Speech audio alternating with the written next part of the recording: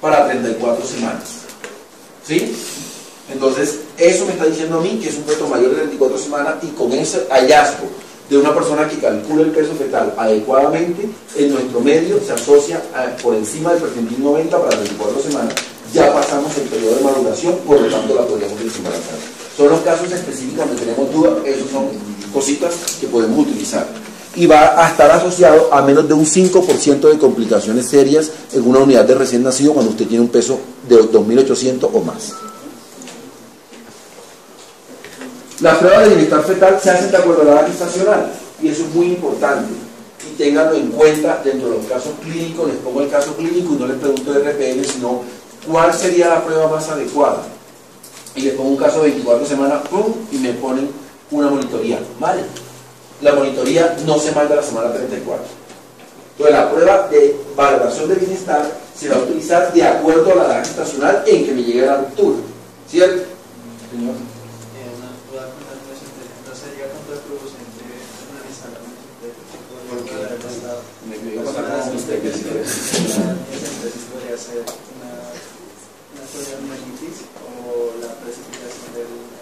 Digamos que no precipita, pero es riesgo-beneficio en ese caso específico. Porque si usted no tiene una herramienta, en ese caso, que no tiene la persona, no tiene no toma una medida, puede tomar la ecografía, pero si la ecografía te dice 2.300, te quedas con la duda. Si te dice más de 2.800, te evita la miocentesis. Pero la miocentesis te puede llevar a que tomes una conducta anticipada a que se te infecte el feto. ¿Sí? Entonces tiene riesgo porque es un procedimiento invasivo y podría pasar, pero el riesgo-beneficio en ese caso específico. Por eso es que no lo usamos rutinariamente. Entonces, la monitoría fetal, idealmente semana 32, si tiene más de 30 semanas lo podemos utilizar utilizando unos criterios un poco más flexibles para la interpretación. El Doppler, semana 25-26, el perfil biofísico, ahí está otra tarea, ojo con las tareas. ¿A qué edad se comienza a pedir perfil biofísico? Y conducta de acuerdo a las pruebas. ¿Sí? Entonces, si me muestra pruebas de bienestar fetal que no son adecuadas, no me voy a encarnizar con un manejo expectante en un feto que está comprometido. ¿Sí? Porque seguramente le va a ir mucho mejor por fuera. La presencia de trabajo de parto. Entonces, el trabajo de parto es el punto final de la evolución natural de la RPM. Si yo tengo un trabajo de parto con RPM, siempre tengo que pensar, porque el trabajo de parto va a presentarse dependiendo de la edad gestacional. Entre más cercano al término, menos tiempo va a transcurrir para el inicio del trabajo de parto. Pero si a mí me llega una paciente con ruptura, manejo semana mayor a semana 34 a la semana 34-35. Este es como ya pasó la semana 34, no se beneficia porque hay una duración. Entonces uno tiene un rango más o menos de 2 a 3 días para actuar y terminar el embarazo. El 70% de estas pacientes van a tener trabajo de parto en 24 horas y el 90% en 72 horas, y esto es lo que trata de explicar y sostener la afirmación anterior. ¿Sí? Usted podría tiene un tiempo para que la paciente arranque, bien sea con oxitocina o en forma espontánea, para arrancar cuando es mayor a la semana 34.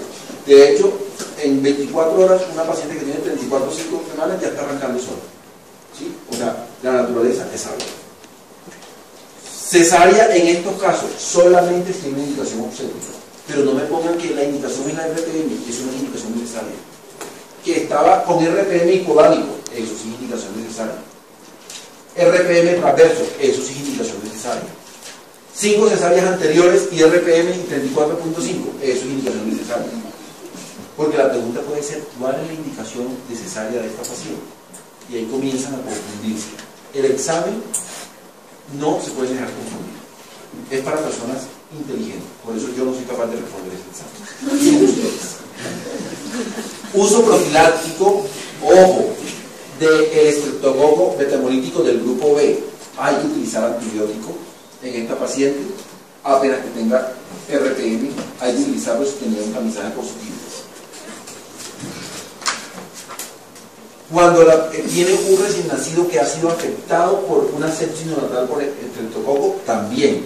Cuando está colonizado 6 semanas previo al parto, también. Membrana rota por 16 a 18 horas, también. Y fiebre mayor a 38 grados durante el parto son las indicaciones de uso del antibiótico. ¿Sí?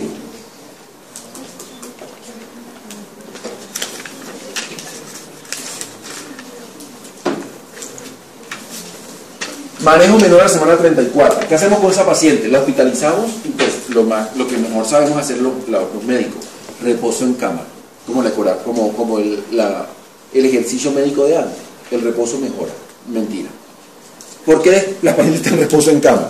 Porque la paciente tiene una salida permanente de líquido, necesita uno monitorizarla, ¿sí? Necesita disminuirle la actividad para que el parto no arranque. Entonces casi siempre le hacemos hasta baño en cama, ¿sí? A esas pacientes, que ya no lo utilizamos. Apósito estéril en periné para monitorizar y mirar la característica del líquido. El líquido al principio es claro. Si el líquido cambia a un líquido meconiado a un líquido purulento fétido, tiene una coriomionitis. Y se nos olvida eso. Se nos olvida ver, o sea, la clínica se ha perdido. Control de signos maternos cada 6 a 8 horas. Si a mí me llega una paciente con ruptura prematura de membrana con 30 semanas y tiene 140 de frecuencia cardíaca, ya hace rato que se bajó del Transmilenio, pues la paciente tiene una taquicardia. Entonces, esa taquicardia puede ser la respuesta a una infección fetal que ya tiene una infección materna. Entonces, la curva de la frecuencia cardíaca fetal y la curva de la frecuencia cardíaca materna nos está hablando de coriomionitis.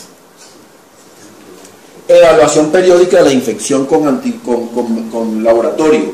Le pedimos un cuadro hemático diario por medio, si la dejamos en manejo expectante porque está por debajo de la semana 34. Le pedimos una PCR que como valor aislado no nos sirve, pero el aumento progresivo sí nos sirve. Entonces la señora llegó con 8 o 9 de PCR con un valor normal menor de 6, pero al día siguiente va en 15, al día siguiente va en 35. Esa paciente se está infectando y la PCR tiene una ventaja en RPM, y es que se adelanta a la infección clínica franca. Entonces cuando ustedes van a tomar una decisión, dicen, hay que detener el embarazo. ¿Por qué? Porque la PCR va en aumento. No tiene que estar esperando a la señora séptica con presiones arteriales medias por debajo de 65, premortem, no. Oye, te estás demorando un poco en tomar la conducta. ¿Sí?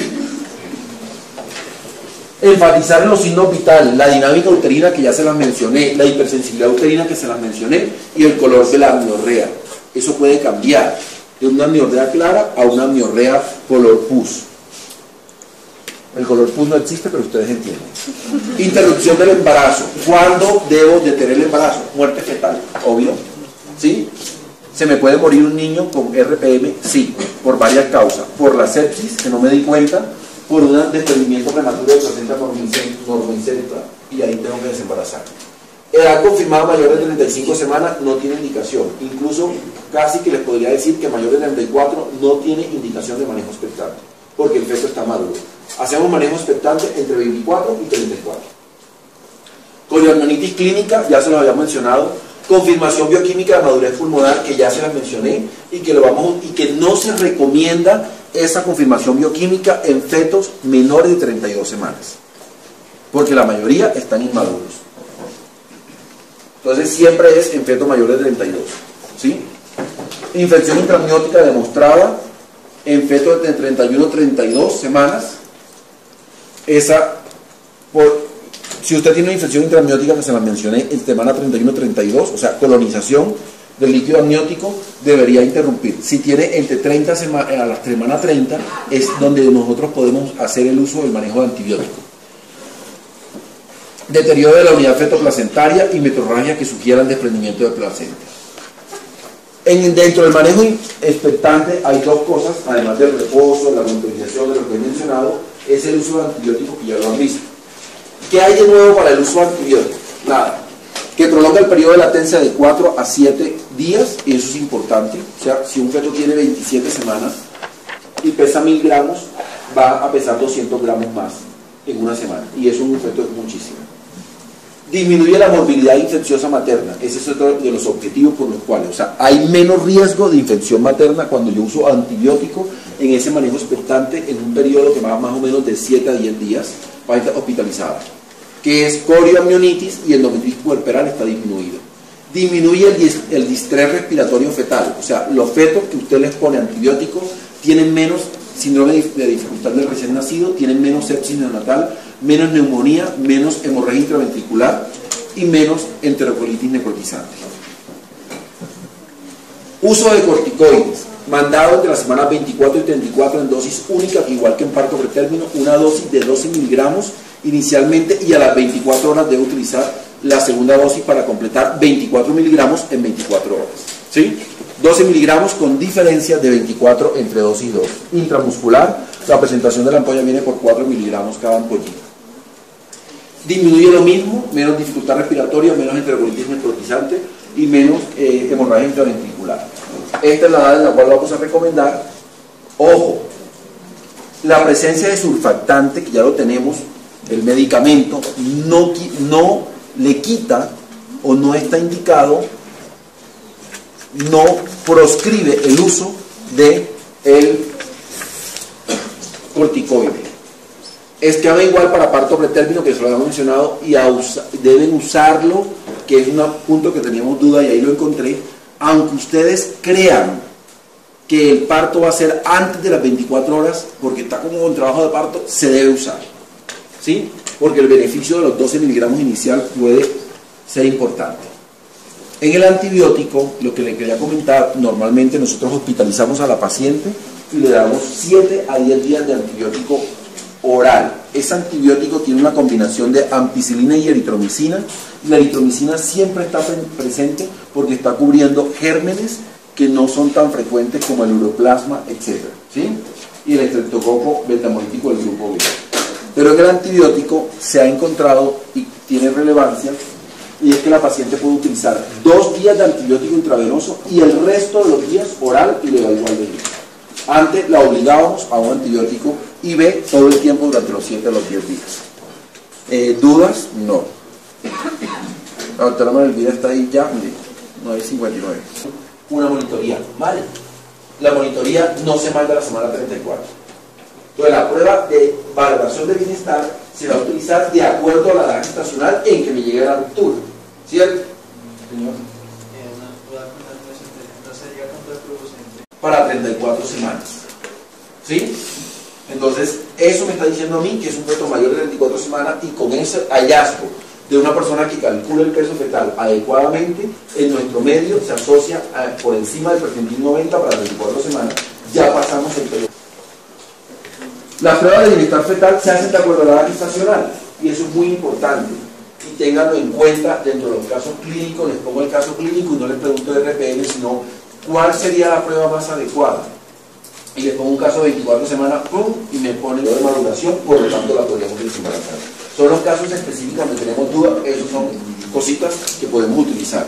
Y va a estar asociado a menos de un 5% de complicaciones serias en una unidad de recién nacido cuando usted tiene un peso de 2.800 o más.